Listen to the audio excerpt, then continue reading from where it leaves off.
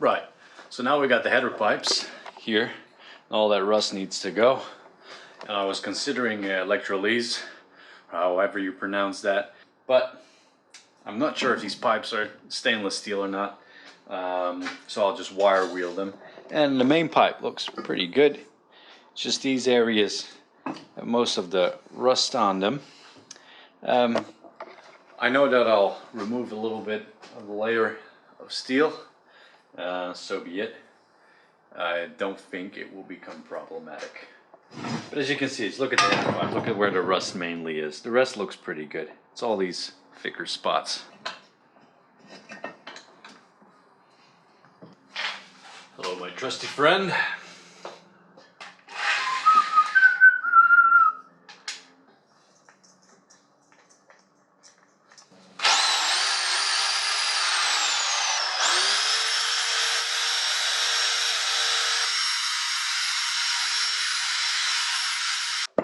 Let me show you again what I was talking about before when we didn't have any audio. But the history of these pipes and what I've gotten away with. So as you can see, this is the part that sits closest to the ground. Now look at these dents. Look at that. The impact it has taken.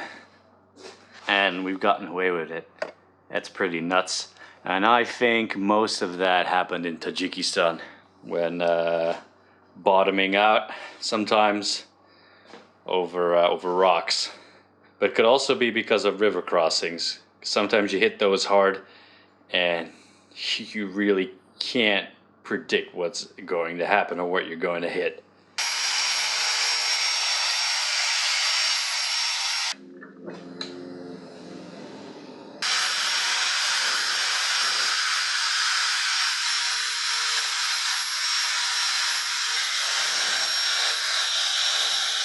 So the header pipes for now. Some areas in here are hard to get, but once I get proper sturdy gloves, I want to start washing pieces with rust remover. You know, these clamps, see, I wouldn't mind trying the electrolyse bath.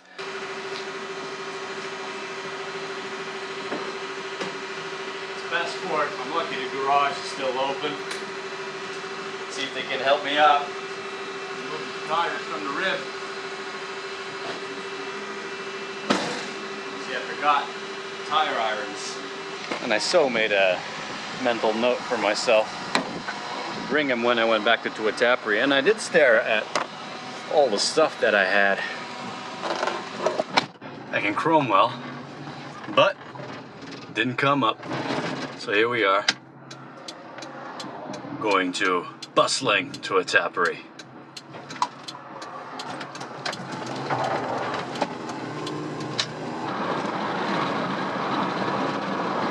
Yesterday it rained a little, and today it's back to sunshine as expected. And finally, even in Southland, even in bloody Southland, the summer is kicking off. It took a while, but this is nice, and everybody is pretty happy about it.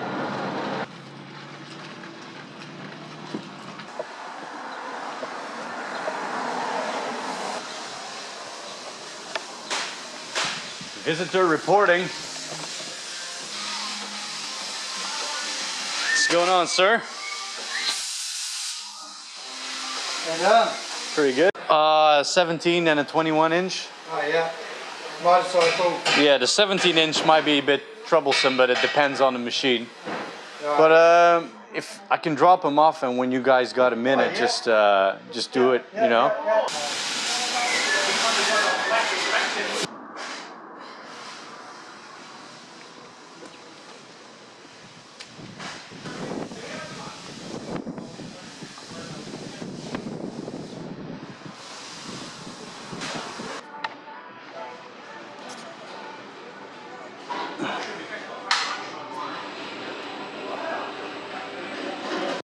Hooked to this stuff that they've been selling here at the store lately. Surimi.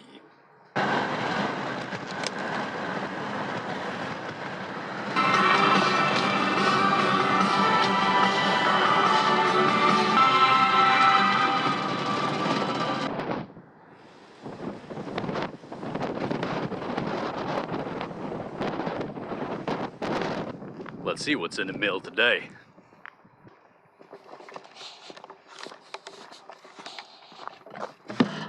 What do you know? This one does say George. So far I've sent my packages to George and my name, to my name, and just George. So maybe Caltrick. What did I order from Caltrick? I'm not sure. So this might be George's package, but I cannot resist my curiosity. So George, I'm gonna open this one up, and forgive me if this is yours, and if I stumble on something I'm not supposed to stumble on. What could it be?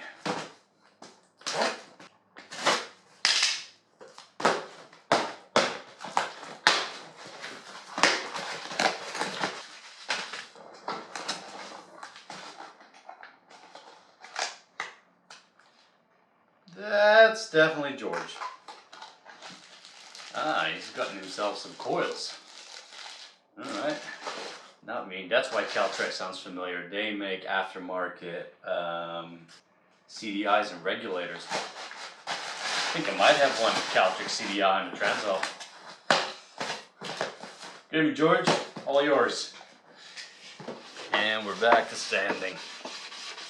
The fairings. Found this block pretty neat. It's a lot easier.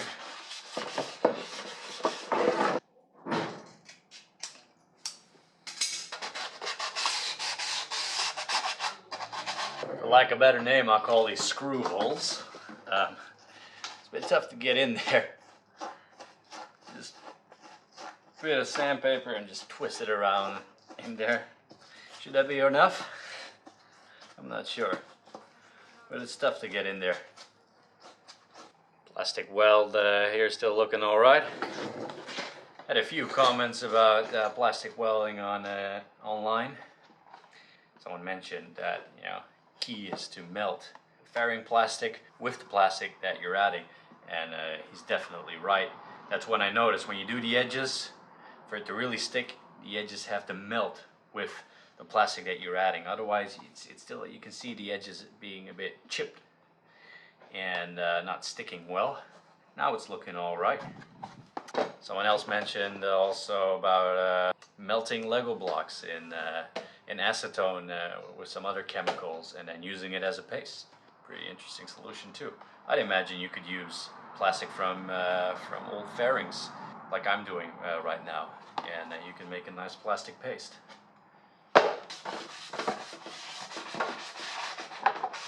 So much nicer using this when doing the bigger sections.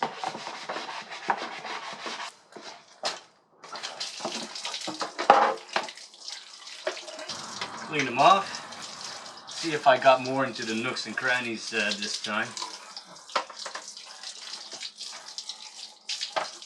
Time to pick up the wheels again.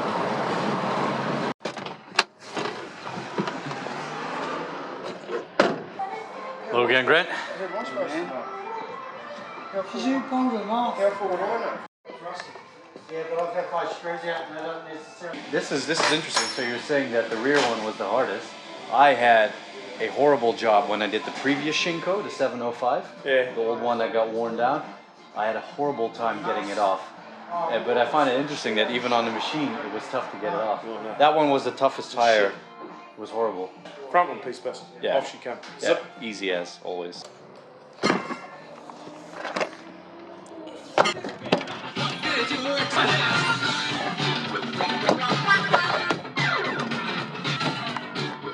Just finished paying customs online. It was 15% GST plus 50 bucks worth of some other stuff altogether. Import transaction fee, biosecurity levy, and of course GST over that too. They will never skip a beat, will they?